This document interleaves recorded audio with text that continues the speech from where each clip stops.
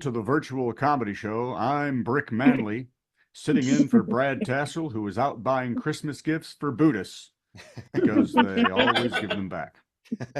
We have a tremendous show with our star Steve Goody and our superstar Patty Vasquez with a special holiday melt. Full disclosure, Patty just found out her melt needs to be holiday themed. So good luck, Patty.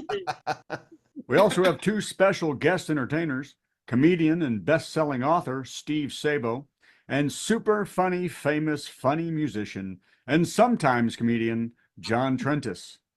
But before all that, I will bring you all the news that I could think of a joke for, or at least what passes for a joke in my world.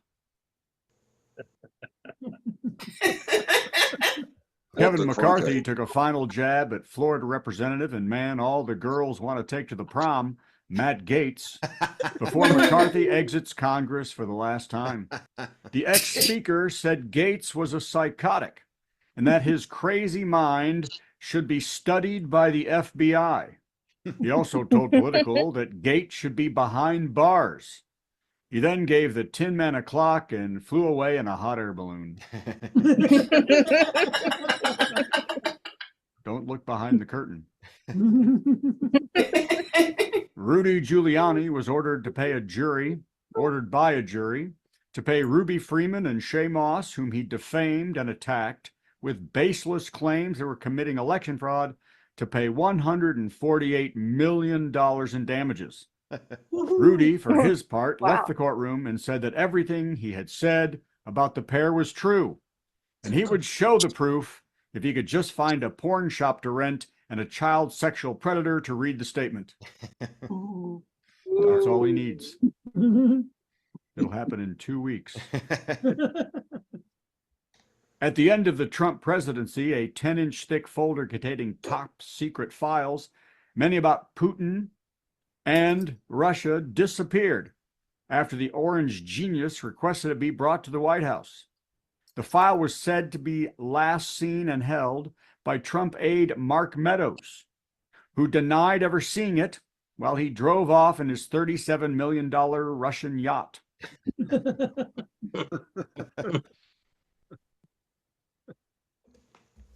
It was a sweet evening at the 50th Daytime Emmy Awards when husband and wife Maury Povich, 84, and Connie Chung, 77, joined the show. Povich was honored with a Lifetime Achievement Award, and Chung read the memoriam segment where she added her husband's name just in case. The couple was also asked how their 40-year marriage had lasted so long, with Povich replying, "Every time we argue, she screams, 'You're not the father.'"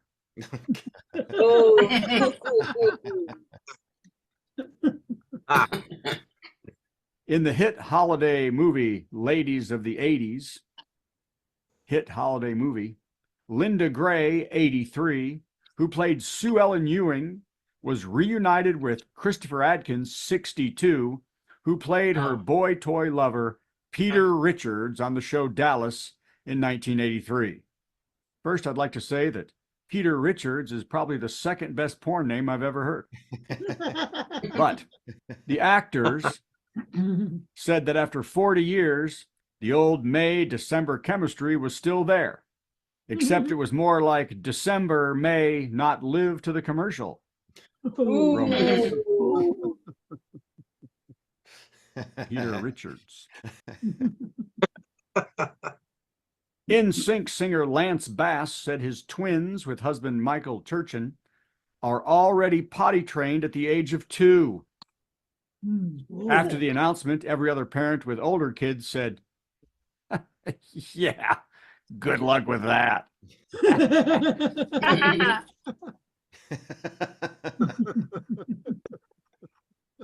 Tiger Woods' daughter Sam caddied for him for the first time during the PNC Championships.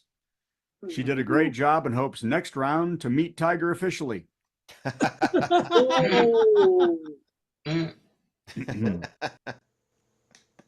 Singer Jelly Roll opened up about how much his firstborn means to him because when the child was born, he was in prison.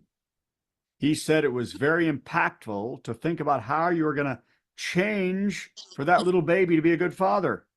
The singer promised the day the baby was born that the 13 months he was incarcerated would not have been in vain.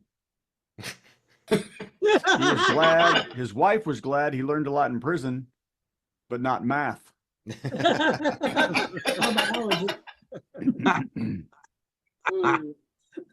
The airlines are adjusting flight schedules to accommodate a huge holiday travel rush as staffing shortages are making it hard to get the estimated 2.8 million passengers a day to their destinations. Airlines are racking their brains to come up with clever ways to get more staffing.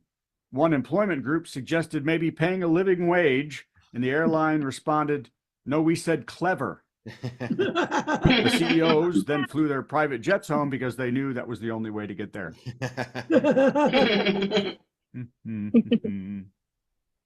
A few more. The NFL will play a regular season game in 2024 in Sao Paulo, Brazil, for the first time ever. The government of Brazil said they only need to know one thing before the game. Where will Taylor Swift sit?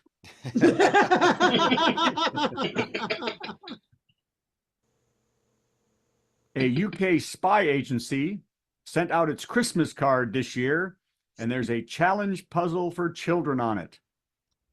It's not known how many actually complete the riddle because everyone who does is killed. Merry Christmas, kids.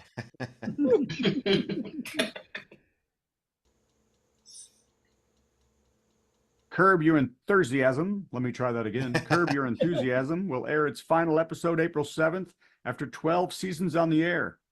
Larry David will, of course, move on to other roles, and next year will star in a biopic as Mother Teresa. Someone tell me why that's funny. It's pretty funny. Oh, Wonka made $14.4 million on its first day in theaters.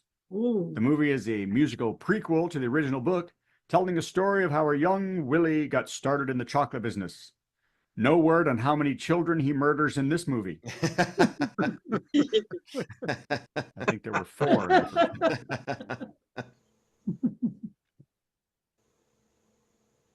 And last but not least, Tesla has recalled almost 2 million vehicles for an autopilot update. There have been more than 1,000 crashes when the feature was engaged. The update won't change the program.